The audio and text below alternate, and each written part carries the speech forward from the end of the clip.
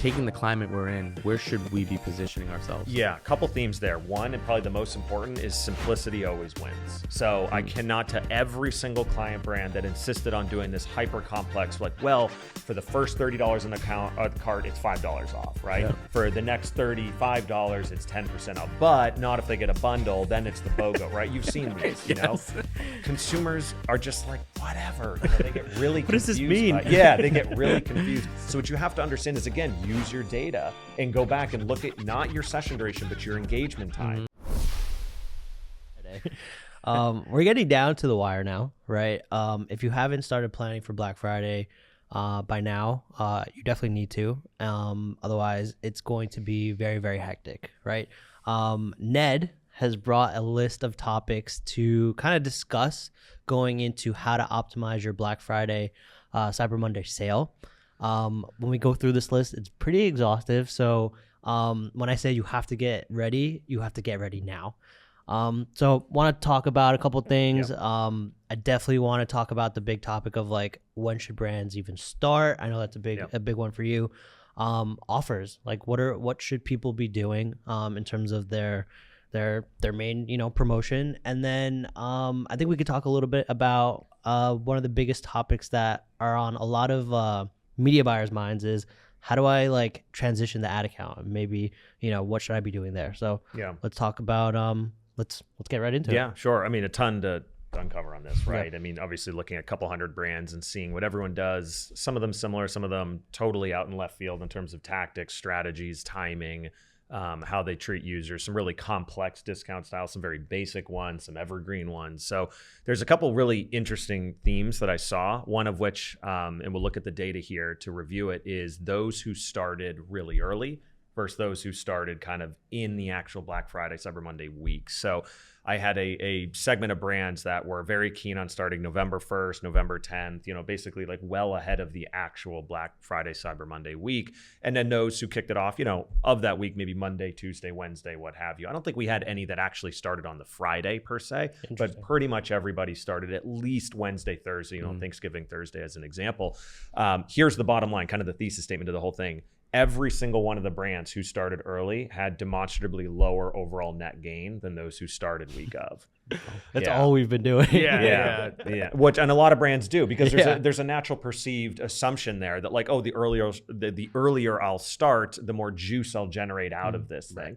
The reality is you've got to understand that your existing consumer base is one bucket to look at, of which it'll break down into multiple different segments. You've got like your evangelical style users who are, they're just hyped. Every time you got a sale, they're very consistent. They're your super buyers, right? Your super customers. And then they go down a spectrum, going down towards the limited amount of interest, all the way down to the ones who bought one time and you've never seen from them again. They don't even open emails anymore. On the other bucket, you've got new customers, right? People who are coming in. So we can talk a little bit about some of the things that we found between those two different buckets of users.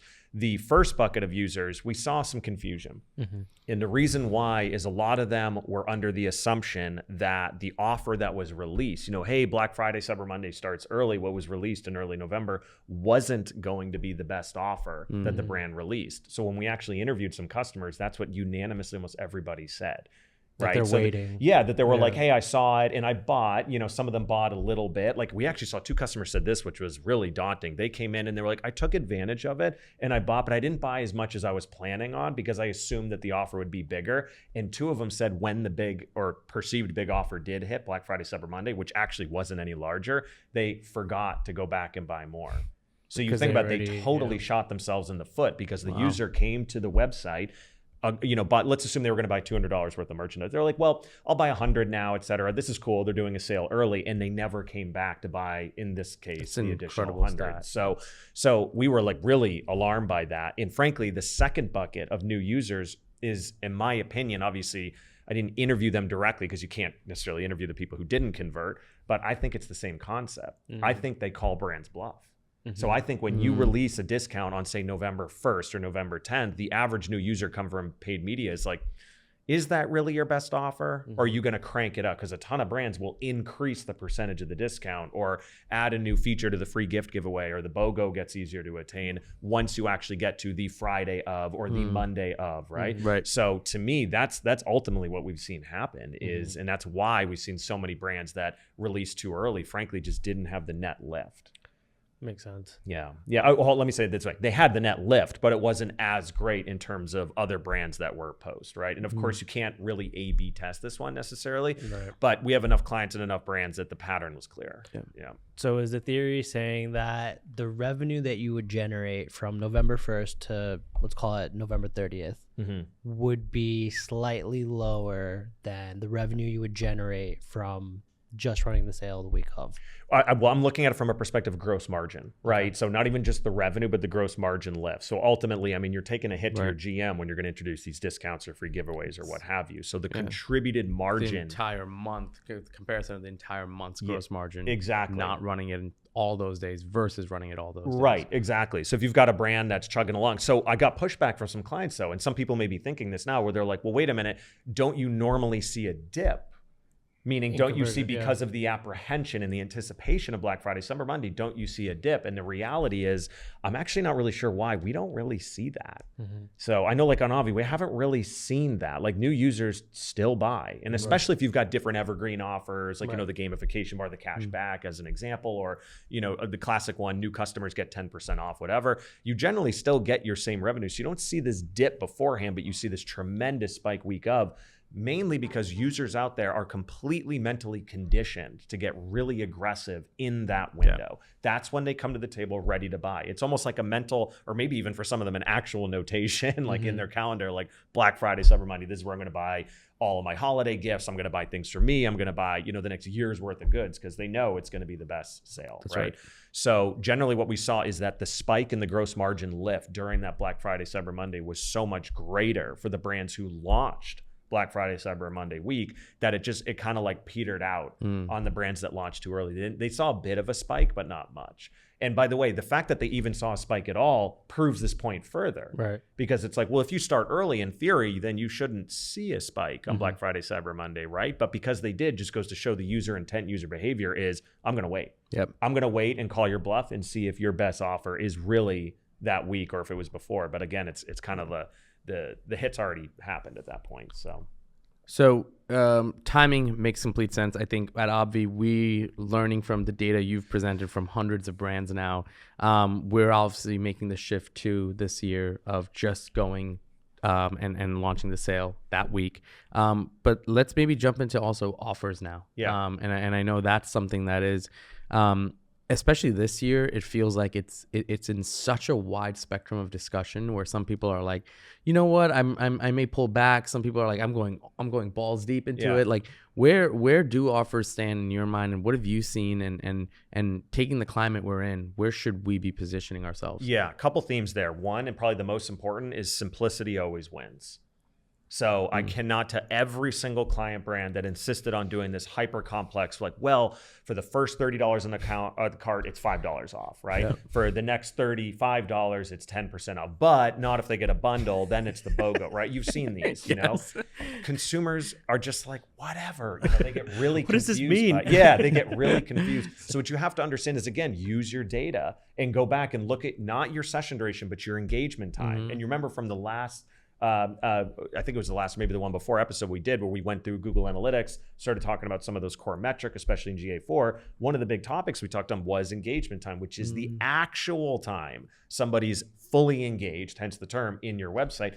It's like 40 seconds. And that's from A to Z. That includes purchasing and like typing all your information to buy the product. They're not going to sit there and do the math. You know what I mean? So it's got to be, keep it simple, right? As simple as you can. So that would be the first kind of truism that I've found. The second is you've got to also look at your historicals.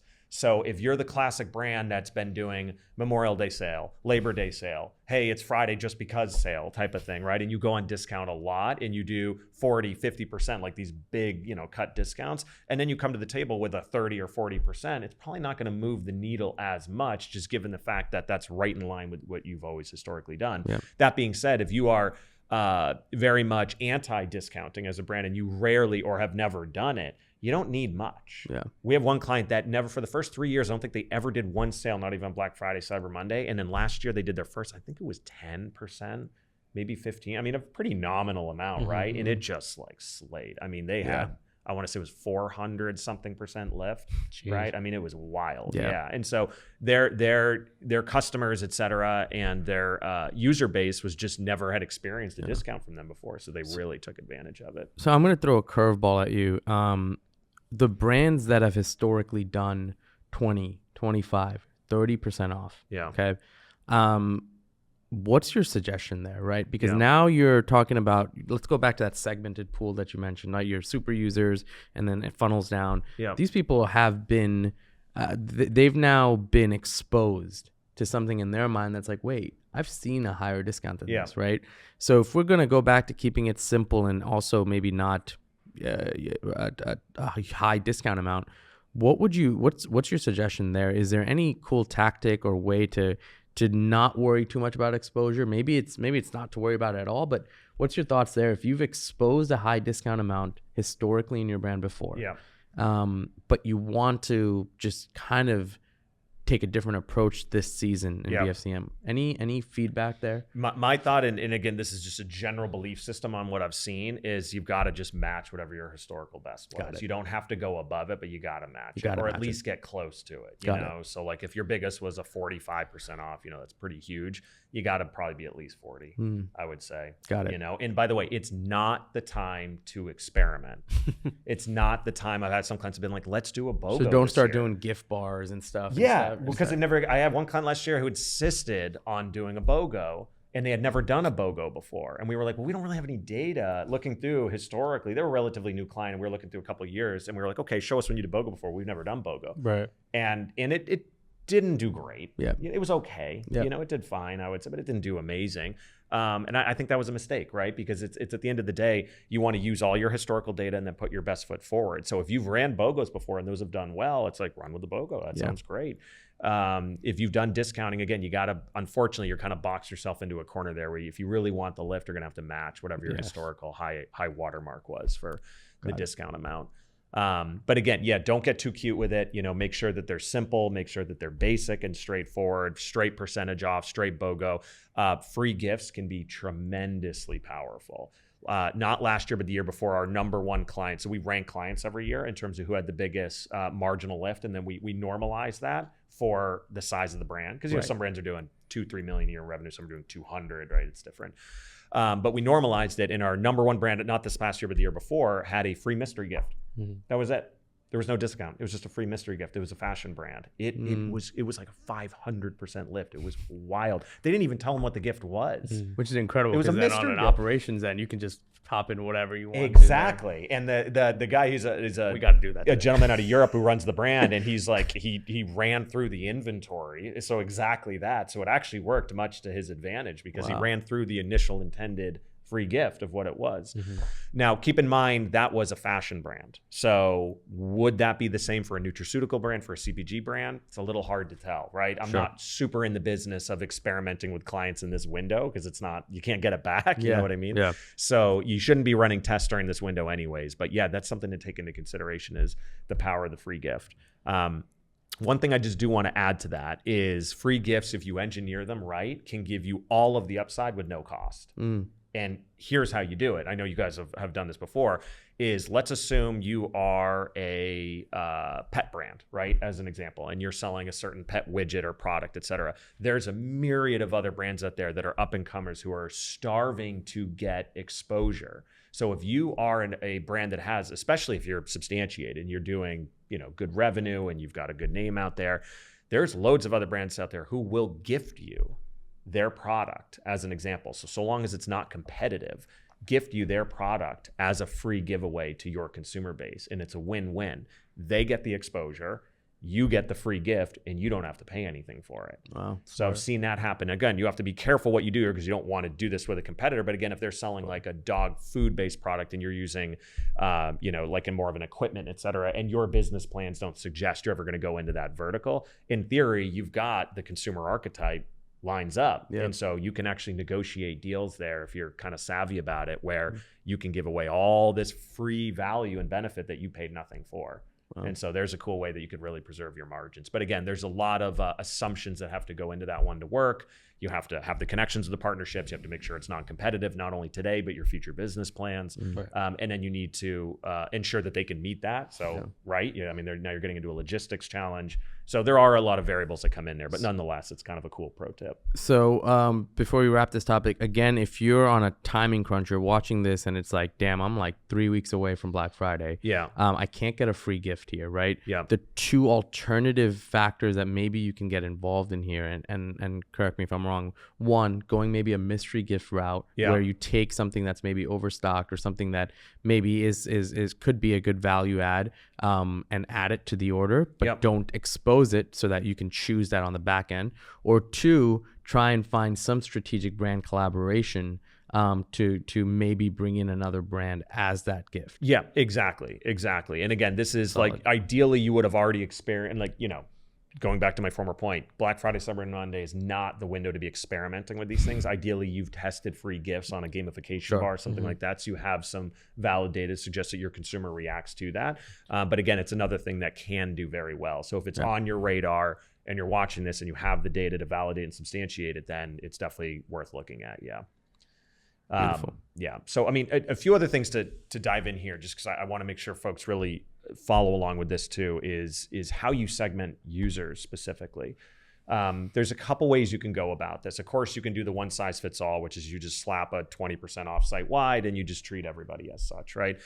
But what I'd also like to propose is if you look historically and you run what are called RFM analyses, recency, frequency, monetary, you can start to bucket people into whether you want to define them yourself, have different nomenclature for it, or want to use industry standard nomenclature for it. But you can bucket them into different categories, like used to be high value, no longer with it, right? So someone who used to buy every month, they contributed $300, $400, $500, maybe $1,000 a brand, but you haven't seen them in 6 months. That's kind of a bucket, right? Somebody who just recently purchased in the last 2 months and they're just bought their second time, super high value, large probability you'll get a third purchase. That's a whole different bucket. And you can start to bucket people onto all these different behavioral segments, if you will.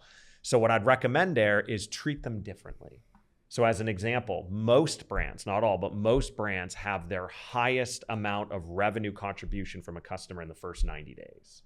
Most brands, right? So you acquire a customer today, you got 90 days, you're going to extract the majority of your lifetime revenue and value out of them in that first 90-day window. Wow. So they need to be treated as such. If somebody bought with you, say 6 months ago, and they're past that 90-day window, you've kind of fizzled and faded out. Maybe they tried the product. Maybe they got a little complacent with it. Maybe they had a good experience, but not a great experience. That's almost like a win back style there. And then you've got your long term. They've been with you for years. They consistently buy. They've been subscribing to you for 2 years. Treat them a little bit differently. And then you've got your people you haven't seen of, like the churn folks, right? In a year or 2 years or what have you. When you say treat differently, in my mind, like I instantly think like, well, what the hell do we do with the main website then? Because like now, if you treat these people differently, unless you're suggesting more copy of how you message the offer versus the actual offer, because then if you have a strategy that's going site wide, but you want to treat different buckets differently, you almost have to, are you suggesting maybe creating new landing pages for each segment or more around the messaging and copy? Like how would you do this on a Black Friday? I would do it both. I would the message structure and the message architecture needs to change, absolutely. But at the same time, so does potentially the actual literal sale that they experience. Wow. So again, this is getting into a little bit more sophisticated stuff, but you can set up personalization so that people who come from email A versus B are going to get a different experience, right? So there are different ways that you can do that. This is really more reserved for the larger brands. Yeah. If you're a young, scrappy, still sub kind of 4 or 5 million brand, I wouldn't necessarily recommend doing this because you're probably going to be banging your head up against the wall just trying to segment people. Right. But if you're in 20, 30, 50, 100, 200 million in revenues in the last couple of years, you've got a lot of historical data there. So specifically, let's just segment 2 audiences. It's like the has purchased in the last 6 months and the has not, right? That's a very just general way, almost a binary way to look at it. So in the former group, you can drive them to the main site. As an example, you can have your primary offer. The second group, you can go after a more aggressive offer per se, and you can channel them specifically to a landing page or a personalization on the website where they get something a little bit extra, like they get an extra free gift added in addition to the site-wide discount, right? So you can do some of these things just as an extra effort to try to win them back. We did a cohort analysis, which showed customers who had churned, who got an extra gift in the order with one of our clients last year, and their cohort behavior in terms of their repeat rate the 90 days after was as strong as the new customers. Wow. Interesting. So meaning you get your, like we talked about before, you get your best value out of folks in that first 90 days. They resurged. So it worked at the end of the day. This free gift, which was a product that basically they hadn't experienced because it was a relatively new product. So it was something to this effect, like, hey, Ron, hey, Ash, haven't seen you in a while. We have, as you know, it's Black Friday, Cyber Monday. Here's our 20% off site-wide, whatever it was. But because you used to be a very loyal customer to us, we wanted you to see this new product that we came out with. So we're giving it to you for free. Love that, as an example, that awesome. Worked really well. So to your question, really cool. The narrative changed because it was more of like, hey, man, would love to have you back. I'm going to kind of do this extra thing for you. But the mechanics also changed too. So again, this is getting into a little more sophisticated stuff, but you can do it. The moral of the story is use this as a window to resurrect. Right. This is a great opportunity to do that because otherwise you're just another email in my inbox on a Monday morning. I'm going to delete in 2 seconds, right? Yeah. But because it's Black Friday, Cyber Monday window, I'm, as a typical user, probably going to pay just a little bit more attention to what you have to offer. So take advantage of it. I just really like the element of you bringing up copywriting basically into this too, because I think so much of what we think about when it comes to CRO or Black Friday, Cyber Monday is so driven by like offer testing and feature testing and a lot of these things that are like control mechanisms, but really also we don't talk about copywriting is also a CRO tactic. You're going to figure out ways to optimize your conversion rate by just talking to people differently, segmented people differently. So I think that's a really, really good touch point on there. In interest, let's talk a little bit about copy and what more you could do. This is actually really interesting is if you're a brand that has an evergreen offer, as an example, we've tested this a few times. You can quite literally not change the offer and just change the copy around the offer and get a huge lift. I need examples. Yeah, I got to be a little careful on what data I share on this one, but I can at least anecdotally share that there are some brands out there who have a consistent evergreen style, let's just call it a 20% off site-wide for new customers, right? Or 10% off site-wide for new customers. And then come 4th of July, Labor Day, Black Friday, Cyber Monday, the messaging and the banners change to be like, boom, it's our 4th of July sale, 10% off, right? The mechanics didn't change. The amounts didn't change. Immediate spikes. Yeah.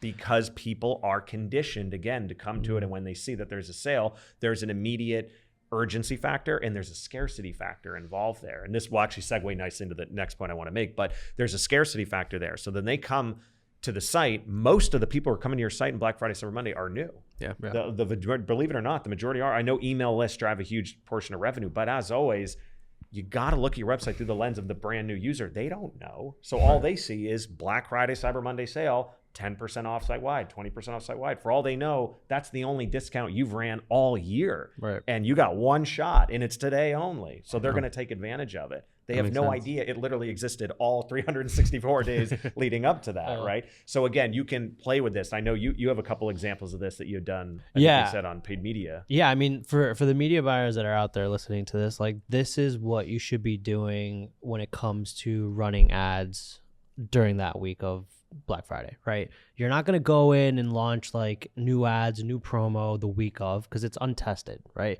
Which is why I think a lot of people start talking about continuing your evergreen content, which everyone's been running, has been testing, has been, putting dollars behind.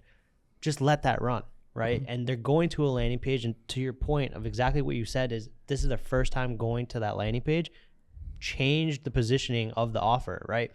For us, it's get up to 40% off, right? So if you bundle discount, you buy 3 months supply, you buy 6 months supply, you get up to 40% off. Like that on paper is probably going to be better than our Black Friday offer on the main website.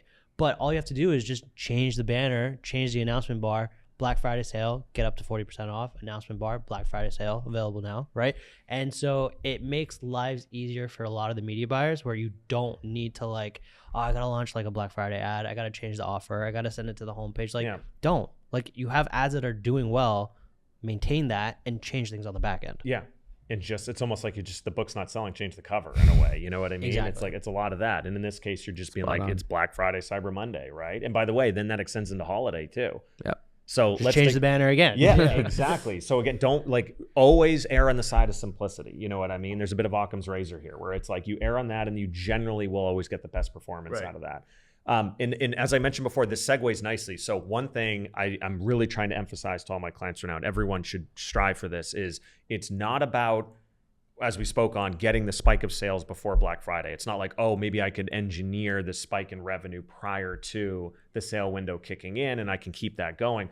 Where you really want to focus is how do I keep it going after Black Friday, Cyber Monday? The brands last year that by far made the most just raw increase in revenue and money throughout Q4 were the ones who got their perception of the sale, if you will, to continue all the way till shipping cut off for the Christmas holiday. Yeah, so we had a few who like literally, I mean, their conversion rates went up 40, 50, 60, 70, 80%, and then basically stayed there all the way till like December like 18th, 19th, 20th. Yeah. So that's where you want to be focusing. So now it's like, okay, well, how do I do that? Well, going back to the narrative thing. If I come to your website on December 5th, if there's a way that you can make me feel like I just made it in time to catch your Black Friday, Cyber Monday sale, and man, am I lucky I just got here in time to get the last chance offer. That's the type of psychology you want to be kind of exuding, if you will. And so how you do that is naturally, this is a combination of scarcity messaging. It's a combination of, as we just spoke on, keeping the narrative running. And it's a combination of keeping the mechanics of the sale going. I even saw one client last year who, I forget what they did, but it was, let's just call it like a 40% off site wide. And then they cut it in half, but they kept the banners up. And so it was like Black Friday, Cyber Monday, continuation sale, like last call, It was half. Oh, it's like 20% off. Yeah, instead of the 40% off. And they still had a really big lift going all the way through December. Yeah. So the point being is you can engineer this a little bit. You can get a little cheeky with this, you know what I mean? And again, you want to constantly be hammering on urgency and scarcity. So you want users when they come to the website to be thinking, like I just mentioned, oh, this must be my last shot at this. December 15th, this must be my last shot at this. Can you call out, this maybe a little bit elementary, but maybe like the top 3 or 4 places throughout the site experiences where like that scarcity messaging or call outs is the most important? And you know, you have hero image, you have announcement bar, checkout, cart, PDP. There are obviously the go-to sections, but if you had to order them in like where you see people making the critical decision, where are some, if you can maybe name the top 3 places, like you definitely need to hammer this down. Yeah, number 1 for sure is the ribbon, is the promo ribbon at the top the of the announcement site. bar. Yeah, the announcement. Yeah. So you got the hero banner, navigation, and then the announcement bar. I call it the rib, right? So basically that little teeny bar that most brands keep at the top. Oftentimes it says like free shipping on all orders. That is your number 1. Yeah. Right. Because think about it, that's the only piece of real estate that stays consistent throughout the entire customer journey. Yeah. That's it. Have you seen anything creative being done there in terms of, like, I know some people do interactive, some people do timers on there, some people do like a click through to a quiz or something, or have you seen a stationary message of just being extremely simple? I mean, if you're just doing a straight 20% off, just to keep the straight, you know, and just make sure the color of it pops enough, but just keep the message there, right at the end of the day. We've typically done yellow, I think. Always yellow. Always yellow. And make sure it's sticky. Yep. Have to make sure the ribbon's sticky. This is a critical one because, like, for instance, just go on your site right now. You go onto the mobile version of it. When it loads, if you move your thumb at all, if that ribbon disappears, if it pops up and then you're already like starting off on the wrong foot. Right. Make sure it's sticky. And if you're really opposed for whatever reason, for branding reasons, I would argue you shouldn't be, but if you are for whatever reason, at least do yourself the favor through BFCM window and through the holiday window, keep it sticky and keep it fixed at the top. That way, if I'm on your PLP, PDP, going this where and every which direction on the site, it stays fixed and I see it no matter where I go, it's there. You can also get tricky with it, and you can do like a little bit of animation. You can do some carousel. You can obviously have fun with the colors and the contrast and things like that. I saw one that I don't really have any good statistically significant evidence on, but I thought it was really interesting. Is we actually didn't run this test. It was I forget where I learned it on, but the idea was that you have to click on the ribbon to activate the code. And when you clicked on the ribbon and you activated the code, the logic behind it was, and again, I haven't tested this, so don't take this as gospel, but was that the user is more invested in it and they're more committed to it. So nothing could theoretically be changing, but you click on it and it just the act of you activating the coupon made you more invested in working on it, which I thought was really discount. Yeah. Click, it's like your discount's applied.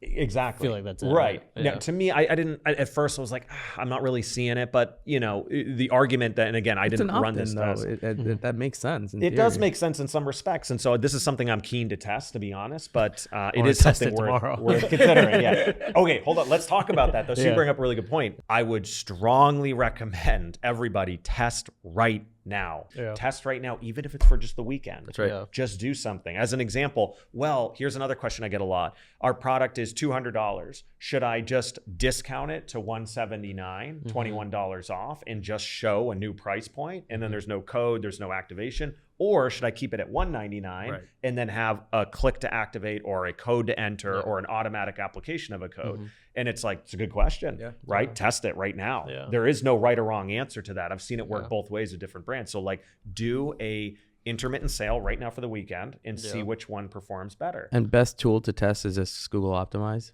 Well, it's sunsetted now.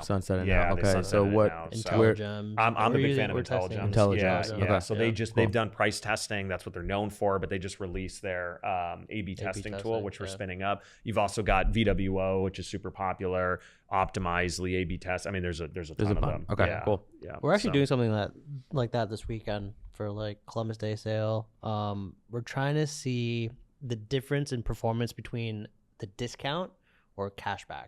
Yeah. So we're doing like 25% off. So half of the audience is getting 25% off actual discount versus trying to see if we can get aggressive with cashback. So like 45% cashback. And then that'll inform our actual Black Friday sale. Like, bingo. That's is all. Is it 30% off or is it 50% cashback? And that's it. And that's what everybody should be doing. So you should not have any guesswork left when you come to mid-November. You should have done these small little sales just to figure this stuff out. Such a key point. BFCM, you should, leading up to it, it should be all your trial and your guesswork should be done. Like you shouldn't be hoping something works. Correct. Right. And again, not to reiterate it, but for the love of God, don't not use Black Friday, Cyber Monday as your testing window to see if your first time ever doing a BOGO or a free gift works. Yeah. So for brands that have your typical pop-up, right? So like for us, we have our cashback offer, or other brands have get your discount or whatever it is.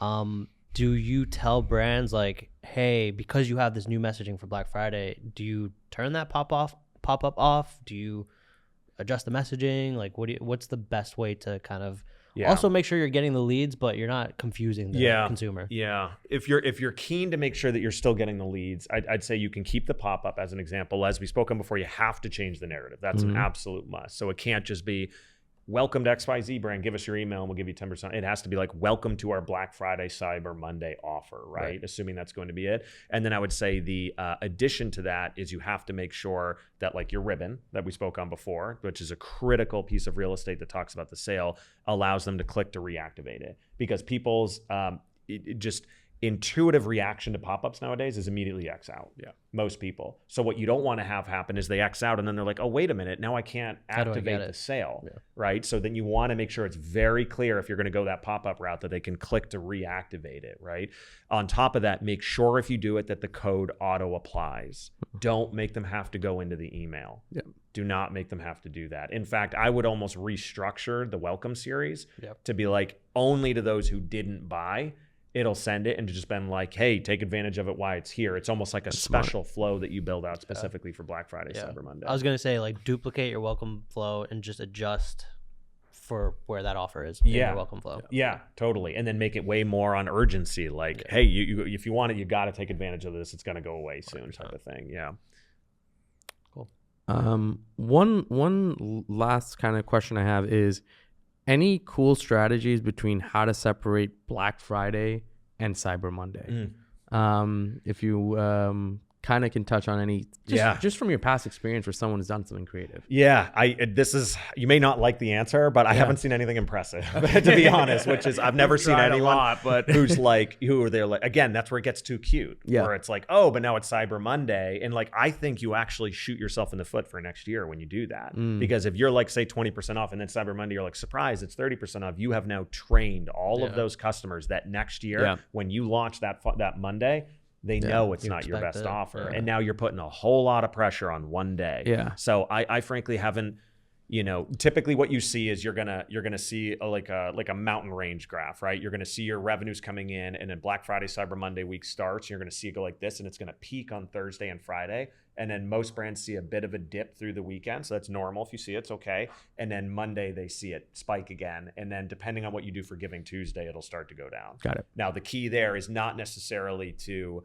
adjust those peaks so much. Obviously, you want to get the biggest peaks you can. To me, the biggest one is to plateau after the sale, after Giving Tuesday, and try to stay elevated as much as you can for as long as you can. Right. That's where, to me, the biggest differences between those who really kill it in the holiday window and those who, did okay.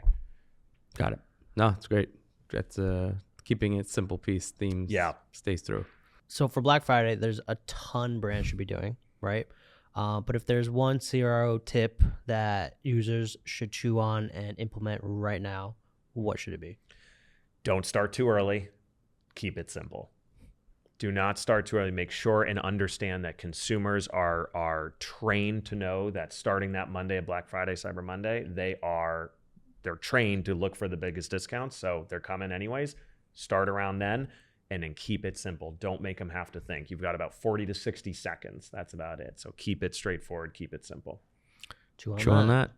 If you want more from us, follow us on Twitter, follow us on Instagram, follow us on TikTok, and check out the website chewonthis.io.